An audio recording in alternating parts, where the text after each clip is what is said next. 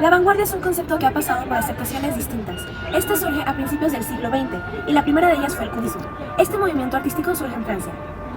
El cubismo es considerada la primera vanguardia porque rompe con el último estatuto renacentista vigente a principios del siglo XX, la cual es la perspectiva. Este rompe las leyes de la perspectiva clásica.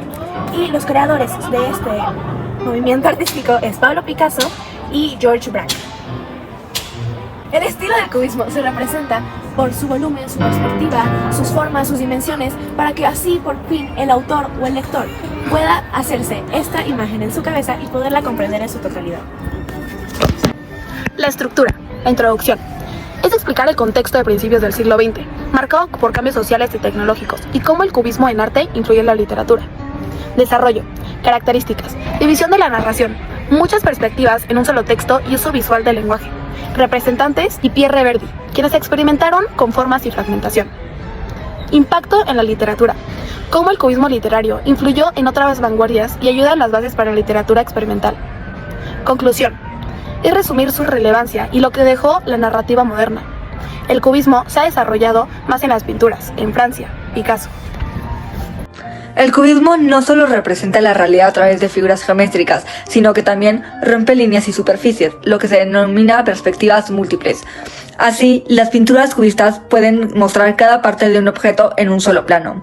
Y si lo piensas, de hecho, el cubismo no tiene una cierta lógica. No se designa un cierto punto de vista en los objetos, sino que extrae todo lo que se sabe sobre ellos. Still Life Gingerbread es una pintura de Piet Mondrian hecha en 1911. Dibujó un jarrón, la naturaleza muerta, un jarrón de jengibre, rodeada de varios objetos como botellas, frutas y otras cosas, hechas todas de figuras geométricas de colores grises y uno que otro color amarillo, que era lo que representaba como la luz de la esperanza. La siguiente pintura es el retrato de Pablo Picasso, hecho por Juan Gris en 1912.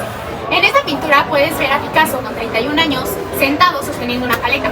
Se puede observar que es una pintura cubista, pues muestra una figura simétrica. Ejemplo es la pintura Marinero en el desayuno, Hecho por Diego Rivera en 1914. Está hecho con figuras geométricas, colores de tonalidades grises, cafés y otros, y aunque a veces es muy difícil entenderla, este estilo es muy creativo. El retrato de Martín Luis Guzmán, una pintura hecha por Diego Rivera en 1915. Durante su estancia en Europa, específicamente en París.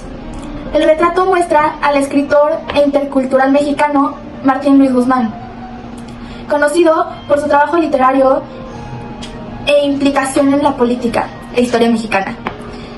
La obra refleja la cercanía de Rivera con sus compatriotas mexicanos en el extranjero, su interés por retratar figuras interculturales de su país. Con esta actividad nos dimos cuenta que el cubismo no solo se representa en arte, sino que también en la vida diaria. ¿Por qué?